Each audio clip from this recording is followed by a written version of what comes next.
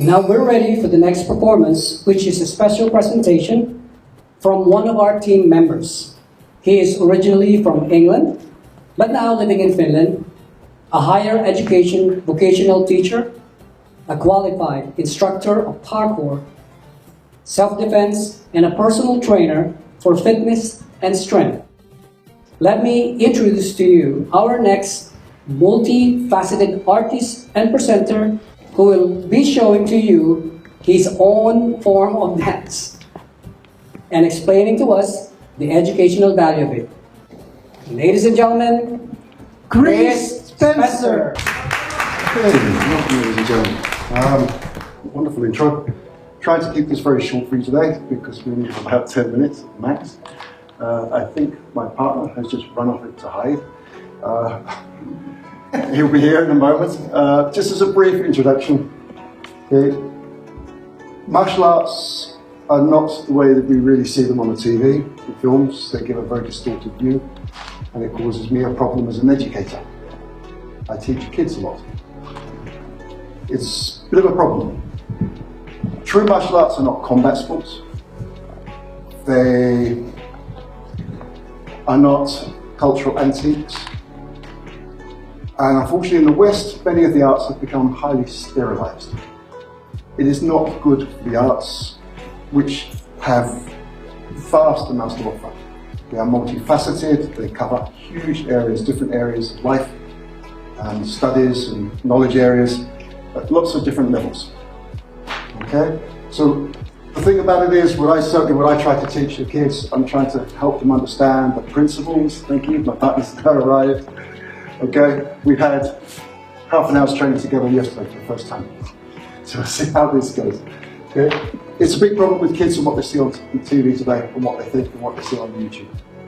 So one of my jobs is to try and educate them about the reality and make them see beyond that. Because most of martial arts, real self-defense applications, are nothing to do with combat as they see it. As a security officer, I've had to use this stuff on quite a few occasions to try and deal with people. So I don't want to talk too much more about it other than to say that the principles in security that we learn at the base level, they can teach you about life in general at every level, in every area. If you understand them, you can apply them, you will find them useful as a guide through life. Through this demonstration, I am going to pose you a few questions. I'm not expecting answers. What I'm asking you to do is just to think about it whilst we do the demos, a couple of short, very easy demos. And then you can come and chat with us afterwards about what you think the answers are. And if you want to, you can come back later and maybe visit our website where I've set up a discussion forum. You can go and ask questions there as well, and I'll try and give answers. We can have a decent discussion there on the forum with anybody else who is interested. Does that sound okay with you? Yes, sure. Yeah? Okay. Things to think about. What are the basic principles and priorities involved in what we're doing? How does it work? Why? Is it appropriate or proportionate to the situation we're dealing with? What is the intent? For that, we need to know what the intention of the other guy is, if we can. Are there any other dependencies and influences that will affect what we can or can't do? And then to think beyond that. Think about how can that help you? Where else in life does that help you? I'll give you a couple of quick examples. Some of the stuff I teach, some of the first things I teach kids, first aid, CPR, emergency services, how do they operate? If you're a first responder to an accident scene, what's your first task? What are your priorities? If you understand what those are about, you will also start to find that there is a direct corollary with true self-defense and martial arts. And that's what I'm hoping to bring out today, with a couple of extra questions just to try and prompt you and set you thinking. Okay, so I won't delay anymore, and we'll do the demos. Shouldn't take us too long, we only have 5 minutes left, so now that I've set the scene for it, my friendly, helpful colleague here, okay, we start with simple techniques when I teach kids. First one is hello. Great. Everybody knows that, don't you? Do you even think about it when you do it? Oh, we got too far forward, didn't we? Okay? Problem is, it's happened to me once. A guy comes up and does this. Okay, I won't do too much. That's a bit. How do you deal with it? He crushes my hand. Go on, crush it. Crush it. I'll crush it. Crush it. I'll crush You it. still want to beat me up? Yeah. I want to crush it. You want to go away? I want to. Okay. Alright. I've already taken away his power. Because his power was in this, the power. And his strength. But we can add to that a little bit. Okay? No fighting. Yeah, no fighting. I've done this. This is a classic martial arts stance, dynamic, producer. But we don't need to do that in real life because we want to calm the situation. So we've still got the same stance, but we just open it up. One more time for you, just so you really get the idea. Again, and crush. Yeah, I'll crush it. Gracias. No, that's what I thought.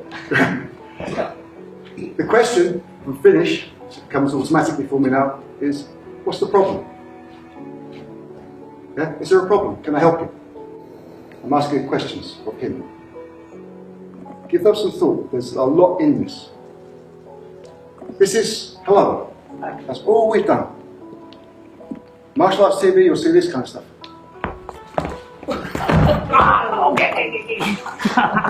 Why? Why? He didn't know that was coming, by the way. It was unexpected.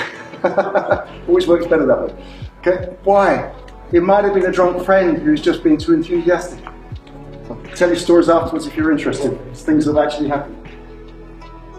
The problem with this, as you saw, is that a second possibility is this.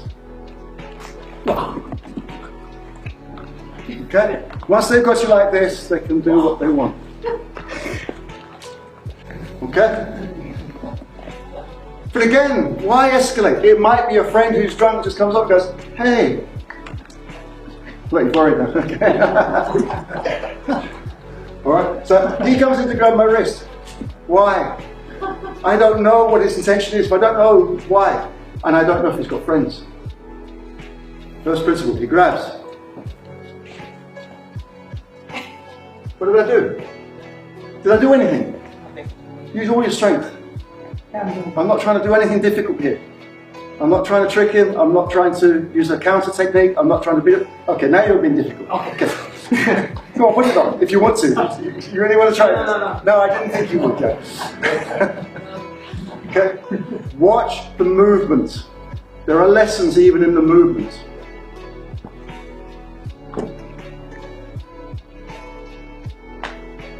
Show a variation. Right, no, just the one. Here, punch me with the other hand. Do it slower so people can see what's happening. My movement, first movement, does this. So simple, so basic, but there's principles behind this. And this is where I want to get across to people. What am I thinking? Again, the end of it. I'm down here, I'm in here, I might not even get the punch. I might not even know it's a punch. But why? Why resist? Why fight back if you don't have to? If you don't know who's there, you need to see around. At this point, I can then say, what's the problem, pal? Can I help you? Is there an issue here? Can we talk? Yes? So, we think we have to wrap it up there. There's so much more I could add to this. But I just want you to think about it. What was his intention when he grabbed my hand? What was the movement? What's the principle behind it? Is there anything you can learn from that that might help you in other areas of life? Because believe me, there is a lot in here that you have to explore it if you want to. Okay? That's all we've got time for today, I'm afraid. Thank you so much. Thank you.